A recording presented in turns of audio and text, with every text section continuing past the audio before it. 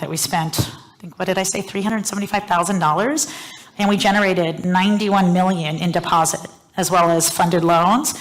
So this overall, tremendous for us. And it was really exciting for me to be able to go back to our leadership to say, hey, this brand campaign really showed the power of brand and the power of, this expansive campaign beyond just the last click attribution where we just want to stay with paid search and remarketing. Like, this was really exciting. And so being able to demonstrate this was huge. But what I also loved about this effort is EXL was able to give us an opportunity where we were able to do some research as well. So we were able to do a study as part of this. So we had 3 different test groups.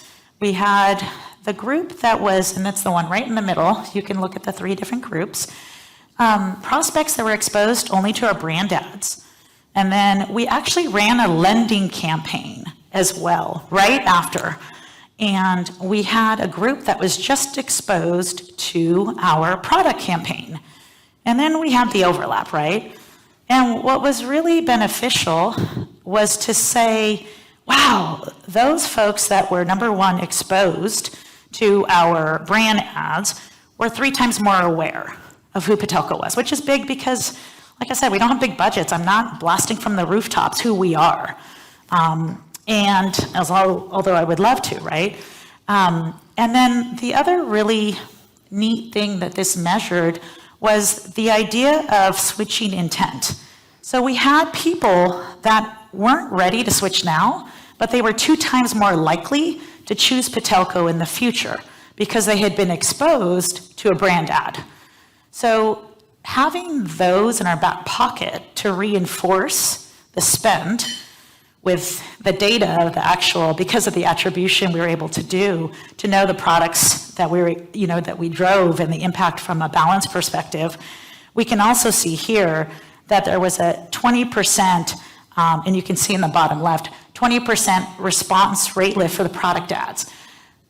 So the idea that people that were exposed to both brand and product, there was a greater lift on the product ads. And also, we're able to see that there was a 25% more efficient cost to acquire when we had the brand and product. So it's this idea of, it's so easy for us to focus just on product marketing because I can tell you directly, exactly, I drove, this number of auto loan apps that then were approved, then were funded. And I don't know about you guys, but when I think about my marketing KPIs with my team, we are accountable for driving, let's say, applications.